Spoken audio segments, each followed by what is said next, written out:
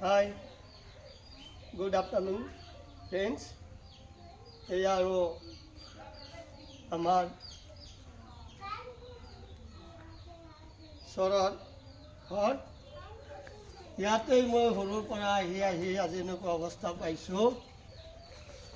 আমাৰ দাদা জুবিন দাই ফুল চৰাই গছ গছনি আজি বহুত ভাল পাইছে।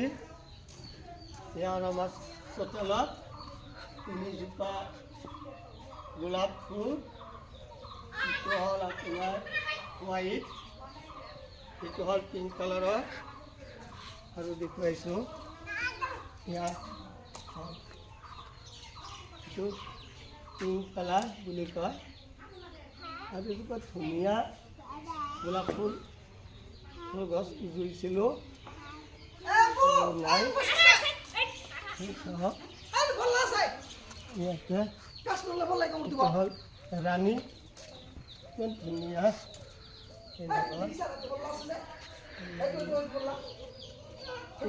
লাভ ৰোজ। গোলাপ গছজোপা চোৱাৰ লগে লগে বিহুগী কবি ছাৰ ৰঘুনাথ চৌধুৰীৰ কথা মনত পৰে।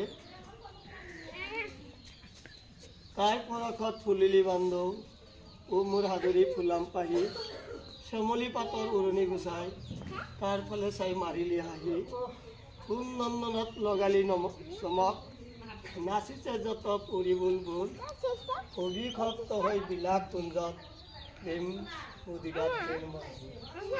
গোলাপ ফুল সৌন্দৰ্যৰ প্ৰতীক, ভালপোৱাৰ প্ৰতীক।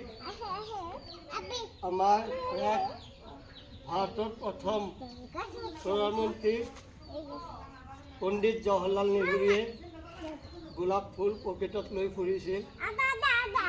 গোলাপ ফুলক বহুত ভাল পাইছিল, গতিকে গোলাপ ফুলক ফুলৰ ৰাণী বুলি কোৱা হয়। আমি সকলোৱে গোলাপ ফুলক ভাল পাওঁ, আৰু যি ফুলক ভাল নাপায় ইয়াৰ অন্তৰটো মানুহ নহয়, ইয়াৰ অন্তৰটো উৰি গৈছে এটা ডিভিল বা এটা চৈতান। যি ফুলক ভাল নাপায় সি মানুহক হত্যা কৰিব পাৰে। ফুল কি ধুনীয়া ফুল, এইটো পিংক কালাৰৰ ফুলটো বৰ ধুনীয়া লাগে।